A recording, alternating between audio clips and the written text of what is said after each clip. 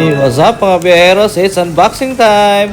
At nandito kami guys sa Power Mac ng Butuan City at unboxing namin itong Anker Charger na bago na namang model to guys. Meron siyang 140 watts, 4 port, plus PD 4.1 at may libre pa siyang 3 sa USB-C type na cable. At yan na guys, at tingnan natin ano siyang resulta niya. Ayan, may smileys pa siya dyan. Ayan, natutulog pa yung smiley. At meron pa siyang free cable na Type-C, USB-C. At ito yung function talaga ng marami. At madami siyang usage guys.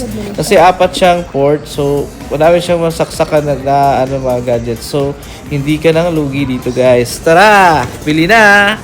By the way guys, ito yung nagkakahalaga lang ng 3,619.5 pesos. Yes! Ito lang mabibilihan sa Butuan City sa Power Mac Store. So tara na biyaheros. Hanggang sa muling vlog nga pala guys. So don't forget to subscribe to Biyahe ni Oski. Paalam! Smile man po siya. Mas smile man po.